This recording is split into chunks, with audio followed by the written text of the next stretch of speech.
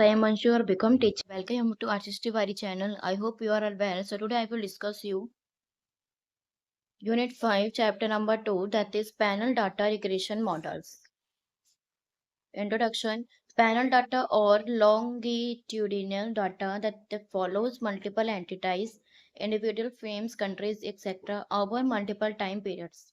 जो panel data होता है उसमें जो ऐसा डाटा जो कई इकाइयों पर यानी कि व्यक्ति हो गया, फर्म हो गया, देश हो गया आदि को ऐसा डाटा क्या करता है कई समय तक अवधियों पर ट्रैक करता है।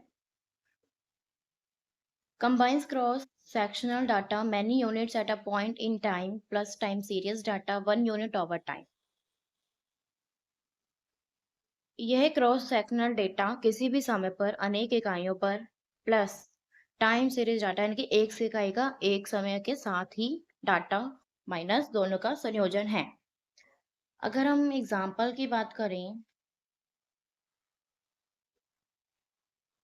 annual income of 100 household tracked for 10 years, World Bank dataset of GDP inflation trade for 50 countries from 2020।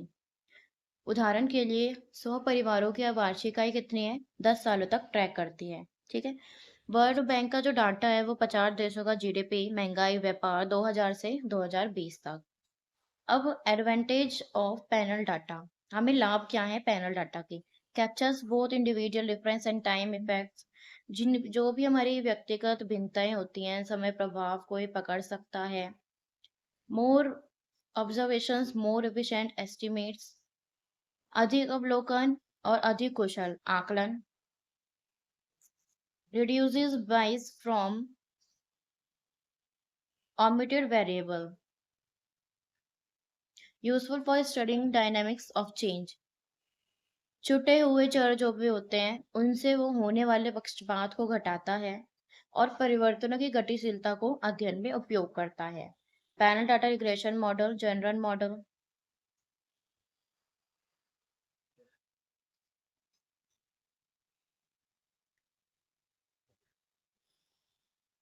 But in reality, units, people, forms, countries have unobserved characteristic need to model them। लेकिन वास्तव में जो इकाइयां होती हैं वो लोगों को, फर्मों को, देशों में कुछ ही अनेक अनदेखी विशेषताएं होती हैं, इन्हीं को ही मॉडल करने का से प्राप्त होता है और ये मॉडल के लिए आवश्यक हैं। So panel models include individual effects, इसलिए पैनल मॉडल्स में व्यक्तिगत प्रभाव शामिल किए जाते हैं।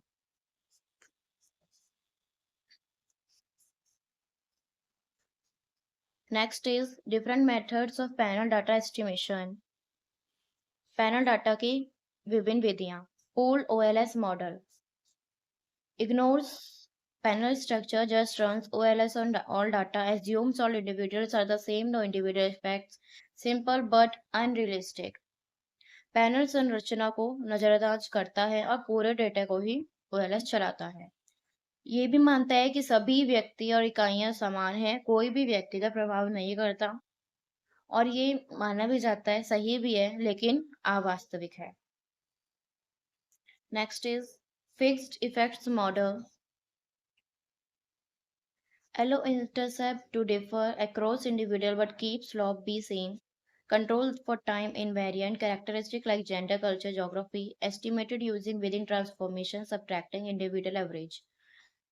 इंटरसेप्ट को प्रत्येक व्यक्ति के लिए अलग मानने की अनुमति देता है, लेकिन जो ढलान है वो बी को समान रखती है, और जो समय अपरिवर्तनीय है वो विशेषताओं में जेंडर, कल्चर, ज्योग्राफी आदि को भी नियंत्रित करता है। विद इन ट्रांसफॉर्मेशन, प्रत्येक व्यक्ति को औसत आयु को घटाकर से अनुमान लगाया जाता है।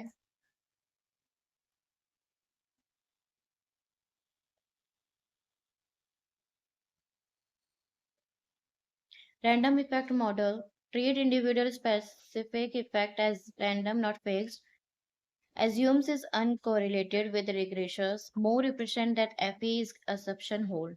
व्यक्तिगत प्रभाव जो स्तर को नहीं बल्कि यादृच्छिक यानी कि रैंडम को भी मनाता है, और ये भी मानता है कि जो रिग्रेसर है वो कोई संबंध नहीं है, और जो ये एफई की तुलना में है वो अधिक कुशल होते हैं और धारणा सही होती है इनकी। नेक्स्ट है question. Next is Hausman test, statistical test to decide between FE versus RE. If individual effects are correlated with X, use FE. If not, use RE. FE और RE में कौन सा मॉडल चुनना है ये तय करने के लिए सांख्यिकीय परीक्षण होता है और ये यदि व्यक्तिगत प्रभाव का X से संबंध होता है तो वो FE चूज करें FE को।